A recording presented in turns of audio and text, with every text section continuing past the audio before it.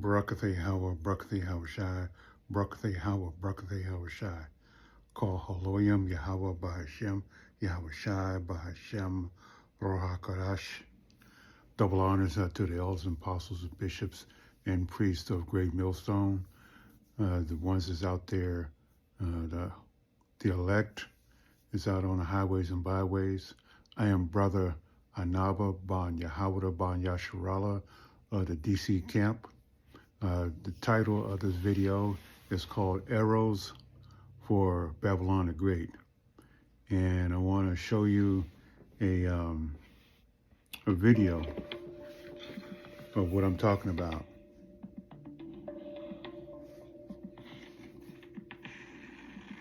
On the 21st of November, a new Russian missile hit Ukraine's Dnipro. It carried 6 warheads, their impact seen as bright flashes, although the damage caused was limited. Oreshnik, the new intermediate range ballistic missile, or IRBM, fired by Russia, dropped multiple payloads across the targeted area. This is a characteristic of intercontinental ballistic missiles, also called ICBMs. The IRBM has 2 stages and a payload called MIRV that contains multiple warheads. So the ballistic missile launches and takes everything up into space, and the first stage falls away, and then the second rocket motor falls away, and then you just have the bus kind of drifting in space. It was launched from Russia's Kapustin Yar, which is about 800 kilometers from the target. The military base at Kapustin Yar is where Russia tests its missiles.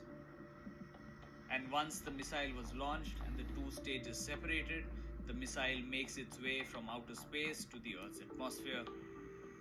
That's when the MIRV bus uses its thrusters to aim the warheads for the strike. After releasing all the warheads, the carrier falls. This is what the ICBMs do. But in this case, Russia used the bus to deliver conventional weapons. If you hear about a missile with multiple warheads, and that the multiple warheads can be placed against different targets, the way they do that is by a bus that maneuvers in space and drops things. What the Russians have done is taken that basic idea of a bus and they've married it to conventional weapons, and they've used it to deliver conventional weapons, really, I think, for the first time in history. The exact place that the Russians targeted in Dnipro was this, a military-industrial base. What we saw is the bus carried probably 6 warheads, and each of those 6 warheads carried 6 submunitions. So what you saw were 6 different sets of 6 little missiles striking the base, and they each went to slightly different places, and that's because the bus was able to maneuver and drop them in different spots. This is a new capability, but it is not a capability that represents a dramatic change in the way that conventional weapons are developed. It's a series of old technologies that have been put together in a new way. The 2 largest pieces of debris were part of its warhead bus, which sits atop the booster and eventually drops the warheads from space onto their targets.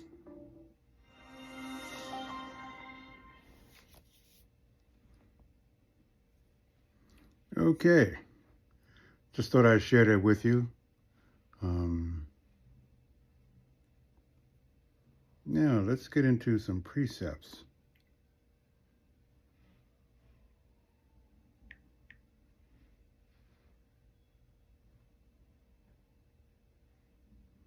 One moment, please.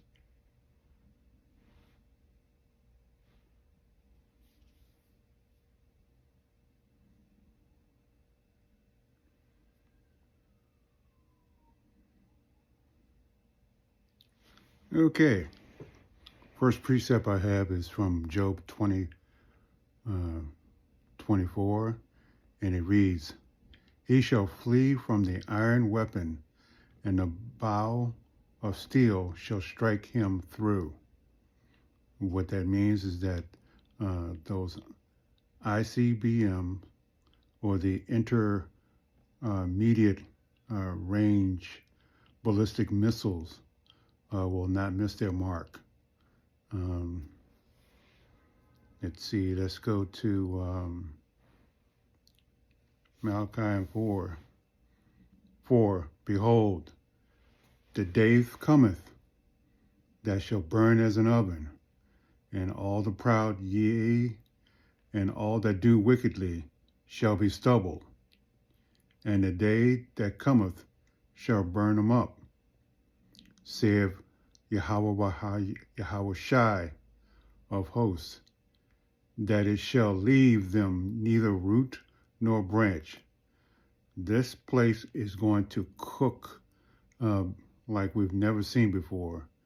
When they talked about the intermediate range ballistic arrow, this particular device is just basically a bus where all the nukes bail out at the time to hit targets all over. It's just like the interviewer said, he's never seen anything like that, but it's an old concept.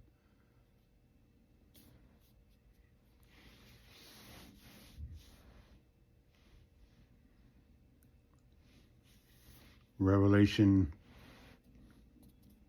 11:13.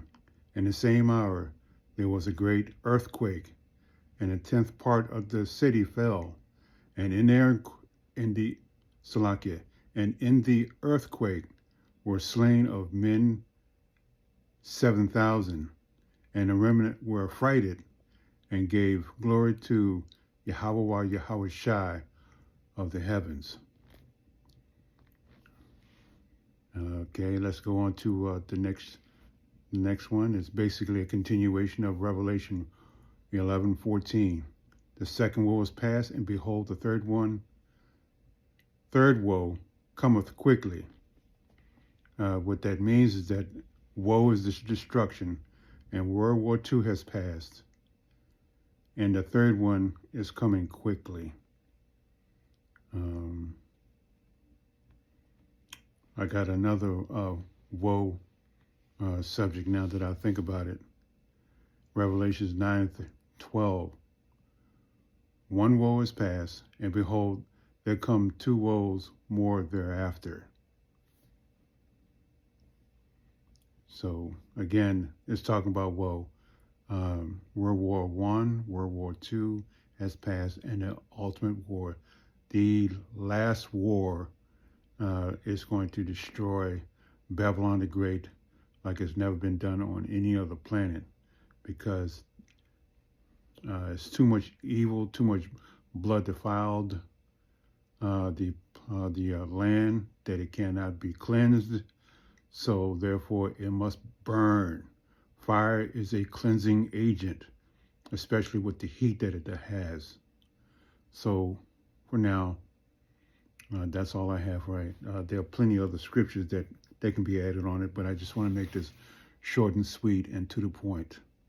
Call Haloyim Yahweh Bahashem Yahushai Bahashem Ruach HaKodesh Shalom.